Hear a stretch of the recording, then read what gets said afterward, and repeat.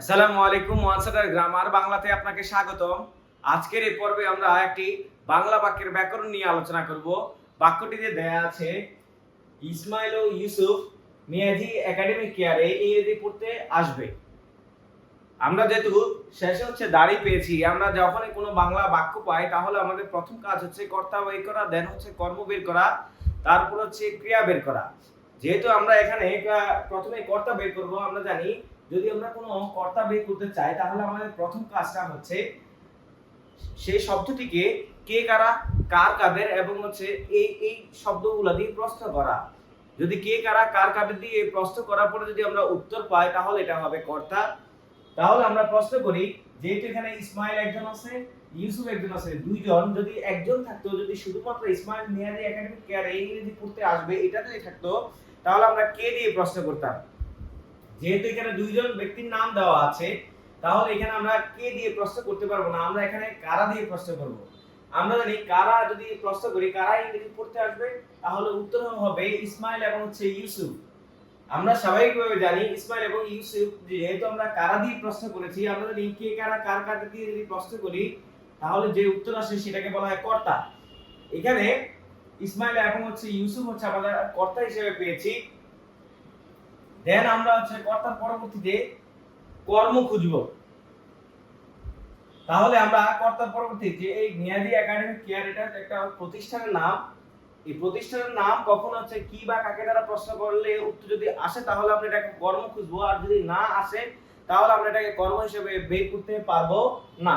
আমরা এখানে কর্ম, আমরা যদি প্রশ্ন করি কি বা কাকে দ্বারা প্রশ্ন করলে যে উত্তর আসে সেটা কর্ম। আমরা যদি প্রশ্ন করি কি পড়তে আসবে তাহলে প্রশ্ন হয় যে ইংরেজি। আমরা জানি কি দিয়ে প্রশ্ন করলে সেটাকে বলা হয় কর্ম, কাকে দিয়ে প্রশ্ন করলে বলা হয় কর্ম। কিন্তু যদি কি দিয়ে প্রশ্ন করি তাহলে এটাকে বলা হবে মুখ্য কর্ম, আর কাকে দিয়ে যদি প্রশ্ন করি তাহলে এটাকে বলা হবে গৌণ কর্ম। মুখ্য কর্ম এবং গৌণ কর্মের মধ্যে একটা পার্থক্য আছে। সেই পার্থক্যটা মুখ্য কর্মকে কখনোই বাক্য থেকে বাদ দেওয়া যায় না, কিন্তু গৌণ কর্মটাকে সেন্টেন্স থেকে বাদ দেওয়া যায়। গৌণ কর্মটা সবসময় ব্যক্তিবাচক হবে আর মুখ্য কর্মটা সবসময় বস্তুবাচক হবে। যেহেতু আমরা এখানে কর্তা পেয়েছি, কর্ম পেয়েছি, আর শেষে আমরা জানি এখানে কি একটা কি আছে, ক্রিয়া আছে। কারণ আমরা কর্তার পরবর্তীতে ক্রিয়া খুঁজবো, কর্তার পরবর্তীতে কর্ম, কর্মের পরবর্তীতে ক্রিয়া খুঁজবো। এখানে আমরা আরেকটা কর্ম পাইতেছি, আমরা এখানে একটা কর্ম পেয়েছি, ক্রিয়া পেয়েছি। তাহলে আমাদের এখানে প্রথম আমরা কর্তা পেয়েছি, দেন কর্ম পেয়েছি, তারপর ক্রিয়া পেয়েছি। আমরা জানি কোনো বাক্যের মধ্যে কর্তা কর্ম ক্রিয়া যদি থাকে তাহলে এই বাক্যটাকে বলা হয় স্বাভাবিকভাবে বিবৃতিমূলক বাক্য।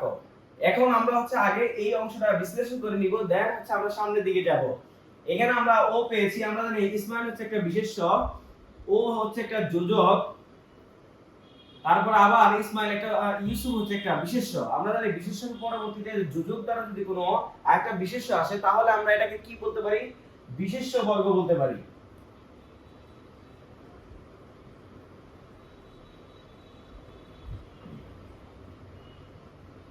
তাহলে এই যে ইসমাইল এবং ইউসুফ দুজন একত্রে মিলে কি হয়েছে, বিশেষ্য বর্গ হয়েছে। এছাড়াও বিশেষ্য বর্গটা স্বাভাবিকভাবে বিশেষের আগে বিশেষণ কিংবা বিশেষের আগে ক্রিয়া বিশেষণের মাধ্যমে আমাদের কি হতে পারে, বিশেষ্য বর্গ হতে পারে। এখন আমরা কর্ম পেয়েছি, তারপর ক্রিয়া পেয়েছি। আমরা প্রথমবারে ক্রিয়ার অংশটা করব। আমরা জানি একটা বাক্যের মধ্যে শেষের যে ক্রিয়াটা থাকবে সেটাকে বলা হয় সমাপিকা ক্রিয়া। যদি একটা ক্রিয়া থাকে তাহলে এটা সমাপিকা, যদি ক্রিয়াটা উজ্জ, অনুক্ত কিংবা অক্রিয় অবস্থায় যদি থাকে তাহলে এটাকে বলা হবে সমাপিকা ক্রিয়া। আর যদি একটা বাক্যের মধ্যে দুইটা ক্রিয়া আমরা পাই তাহলে আমরা শেষেরটাকে সমাপিকা ধরবো, এর আগের যে ক্রিয়াটা আছে সেটাকে অসমাপিকা ধরবো। আর আমরা জানি সমাপিকা আর অসমাপিকা মিলে স্বাভাবিকভাবে কি হয়, যৌগিক ক্রিয়া হয়। এই দুইটা, একটা অসমাপিকা ক্রিয়া, একটা সমাপিকা ক্রিয়া। আমরা জানি সমাপিকা এবং অসমাপিকা মিলে স্বাভাবিকভাবে আমাদের কি হয়, যৌগিক ক্রিয়া হয়। আর যৌগিক ক্রিয়া, যেহেতু এখানে একটা ক্রিয়া এখানে একটা ক্রিয়া, চাই এটা সমাপিকা হোক কিংবা অসমাপিকা হোক, যেহেতু এখানে কয়টা ক্রিয়া, দুইটা ক্রিয়া, আমরা জানি দুইয়ের অধিক যদি ক্রিয়া থাকে তাহলে এটাকে আমরা ক্রিয়া বলতে পারি। এখন আমরা এখানে কর্তা পেয়েছি, আমরা জানি কর্ম পেয়েছি, তারপরে আমরা ক্রিয়া পেয়েছি। এখন আমরা এখানে এই যে মিয়াজি একাডেমিক কেয়ারে যে কথাটা আছে এটার মধ্যে স্বাভাবিকভাবে আমরা এটা কি কর্তা হবে কর্ম হবে না ক্রিয়া হবে? যেহেতু কর্তাও হয় নাই, কর্ম হয় না, ক্রিয়াও হয় নাই, কিন্তু এটা স্বাভাবিকভাবে কর্তার অবস্থানে আসে নাই, ক্রিয়ার মানে কর্মের অবস্থানে এসেছে, তখন আমরা এটা কি বিশেষণ হবে না ক্রিয়া বিশেষণ হবে, সেটা আমরা আইডেন্টিফাই করব। আমরা জানি যেহেতু হচ্ছে আমাদের এখানে মেয়াদি একাডেমিক কেয়ার দ্বারা হচ্ছে একটা স্থান বোঝানো হয়েছে। আমরা জানি কোন শব্দ দ্বারা যদি কখন কোথায় কিভাবে প্রশ্ন করি, তাহলে যে উত্তর আসে সেটাকে বলা হয় ক্রিয়া বিশেষণ। ক্রিয়া বিশেষণ স্বাভাবিকভাবে অবস্থান এবং হচ্ছে সময় নির্দেশ করে। তাহলে আমরা যদি প্রশ্ন করি কোথায় ইংরেজি পড়তে আসবে, তাহলে উত্তর হয় যে মেয়াদি একাডেমিক কেয়ারে। তাহলে এই যে মেয়াদি একাডেমিক কেয়ার এটা একটা প্রতিষ্ঠান নাম, কিন্তু এখানে অবস্থান বুঝাচ্ছে। আমরা জানি তাহলে এটা পুরোটাই হবে একটা কি ক্রিয়া বিশেষণ। এখন আমরা হচ্ছে কর্তা পেয়েছি, ক্রিয়া বিশেষণ পেয়েছি, কর্ম পেয়েছি, তারপর হচ্ছে ক্রিয়া পেয়েছি। এখন আমাদের এই যে ক্রিয়া বিশেষণ যেটা এটা কর্মের অবস্থানে আসলো, এটা কখনোই কি হতে পারবে না, কর্ম হতে পারবে না। কেন না? কারণ আমরা জানি ক্রিয়া বিশেষণ কখনোই কি হতে পারে না, কর্ম হতে পারে না। ক্রিয়া বিশেষণ বাক্যের প্রথমে আসতে পারে, বাক্য অর্থাৎ কর্তা এবং কর্মের মাঝখানেও আসতে পারে, কর্ম এবং ক্রিয়ার মাঝখানেও আসতে পারে, কিংবা একেবারে শেষেও আসতে পারে। আচ্ছা, তাহলে আমরা এখানে হচ্ছে কর্তা পেয়েছি, তারপর হচ্ছে ক্রিয়া বিশেষণ পেয়েছি, এরপরে কর্ম পেয়েছি, তারপর হচ্ছে ক্রিয়া পেয়েছি, অর্থাৎ ক্রিয়া বর্গ পেয়েছি। আমরা জানি যেটাই কর্তা এটাকে বলা হয় উদ্দেশ্য। আর এখান থেকে মেয়াদি একাডেমিক কেয়ার থেকে এই যে পুরো অংশটা সেটাকে বলা হয় বিদায়।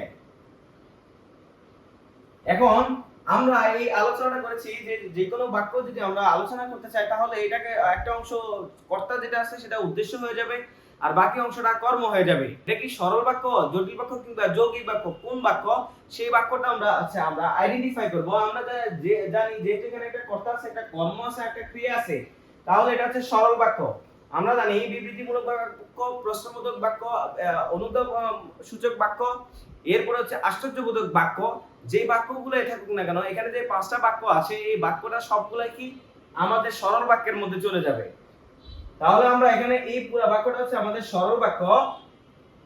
আর যদি আমরা এটা বাচ্যের দিক থেকে আলোচনা করতে চাই, তাহলে যেহেতু কর্তা আছে, আমরা জানি কোনো বাক্য যদি কর্তা দিয়ে শুরু হয়, তাহলে এটাকে বলা হয় কর্তাবাচ্য। এখন আমরা হচ্ছে এই বাক্যটির মূলত কারক নির্ণয় করব। কারক নির্ণয় করব কি জন্য? কারণ আমরা জানি যেটাই কর্তা, কে বা কারা, কার বা কাদের দিয়ে যদি প্রশ্ন করি, তাহলে বের হয় কর্তা, আর কর্তাকে বলা হয় কর্তৃকারক বা কর্তাকারক। এখন আমরা জানি এর পরবর্তীতে মেয়াদি একাডেমিক কেয়ারের যে কথাটা এসেছে, আমরা জানি এটা যদি কখন কোথায় কিভাবে দিয়ে প্রশ্ন করি, তাহলে উত্তর আসবে আমাদের কি অধিকরণ কারকে। কারণ এটা হচ্ছে ক্রিয়া বিশেষণ, আর ক্রিয়া বিশেষণ স্বাভাবিকভাবে কি হয়, অধিকরণ কারক হয়। ক্রিয়া বিশেষণকে আমরা স্বাভাবিকভাবে তিন ভাবে আইডেন্টিফাই করতে পারি। সেটা হচ্ছে প্রথম, আমরা হচ্ছে কখন কোথায় দিয়ে প্রশ্ন করব, কখন দিয়ে প্রশ্ন করলে যে উত্তর আসবে সেটা হচ্ছে ক্রিয়া বিশেষণ, কোথা দিয়ে প্রশ্ন করার পরে যে উত্তর আসবে সেটা হচ্ছে ক্রিয়া বিশেষণ। আমাদের এই যে মেয়াদি একাডেমিক কেয়ারে এটা হচ্ছে স্থান বুঝিয়েছে, তাই এই জন্য এইটা হচ্ছে অধিকরণ কারক। এখন আমরা ইংরেজি পেয়েছি, আমরা জানি ইংরেজি এখানে কর্ম কি বা কাকে দ্বারা প্রশ্ন করলে যে উত্তর আসে সেটা হচ্ছে কর্ম। আর আমরা জানি কর্ম কারক কি হয়, কি কর্ম, কর্মকারকটাই কর্ম হয়, কর্মই কর্মকারক হয়। যেহেতু আমাদের হচ্ছে এখানে কর্ম পেয়েছি, কিন্তু আমরা একটা জিনিস জানি, এখানে আমরা এটাকে কর্মকারক লিখতে পারি। যদি আমরা এটাকে কর্মকারক লিখি, তাহলে আমাদের দেখা যায়, আমরা স্বাভাবিকভাবে জানি কোনো বিষয়ের যদি নাম হয়, তাহলে ওই বিষয়ের নামটাকে স্বাভাবিকভাবে হচ্ছে অধিকরণ কারকে নিয়ে যাওয়া যায়। তাহলে আমরা লিখবো যেহেতু ইংরেজি হচ্ছে একটা বিষয়ের নাম, এই জন্য আমরা ইংরেজিটাকে কি করব, অধিকরণ কারকে নিয়ে যাব। এর পরবর্তীতে স্বাভাবিকভাবে আমাদের এই বাক্যের মধ্যে আর কোনো কারক আমরা বিদ্যমান পাই না। এখন আমাদের এখানে মূলত হচ্ছে এখানে যে ওটা পেয়েছি, আমরা জানি যোজকের মূলত কাজ হচ্ছে কি করা, দুইটা বাক্যের মধ্যে কিংবা দুইটা বর্গের মধ্যে কিংবা দুইটা গুচ্ছের মধ্যে কি করা, সম্পর্ক সৃষ্টি করা। এখানে এর পরবর্তীতে মেয়াদি একাডেমিক কেয়ারের সাথে কি যুক্ত হয়েছে, এ যুক্ত হয়েছে। আমরা জানি এ হচ্ছে বিভক্তি, বিভক্তি স্বাভাবিকভাবে শব্দ বিভক্তি, একটাকে বলা হয় শব্দ বিভক্তি, আর একটাকে বলা হয় ক্রিয়া বিভক্তি। যদি এটা কোনো শব্দের সাথে অর্থাৎ ক্রিয়া ছাড়া যদি যে কোনো শব্দের সাথে যখন আসবে স্বাভাবিকভাবে, তখন এটাকে আমরা বলবো শব্দ বিভক্তি। যেহেতু এখানে কেয়ার শব্দটা হচ্ছে শব্দ, এখানে কেয়ারের সাথে এসেছে, এই জন্য এটাকে আমরা কি বলবো, শব্দ বিভক্তি বলবো। এর পরবর্তীতে স্বাভাবিকভাবে পড়তে, এরপর হচ্ছে আসবে। এই স্বাভাবিকভাবে হচ্ছে পড়তে মূলত পড়া বা পর থেকে আশা জগতে আশ থেকে এসেছে, তাহলে এখানে যেহেতু এই বিভক্তিগুলো যুক্ত হয়েছে, এই দুটোটা বিভক্তি স্বাভাবিকভাবে কি শব্দ বিভক্তি নয়, এগুলো হচ্ছে ক্রিয়া বিভক্তি। আশা করি এই আলোচনাটি আপনারা বুঝতে পেরেছেন। যদি আপনাদের আলোচনাটি পছন্দ হয়ে থাকে তাহলে লাইক করবেন, কমেন্ট করবেন এবং শেয়ার করবেন।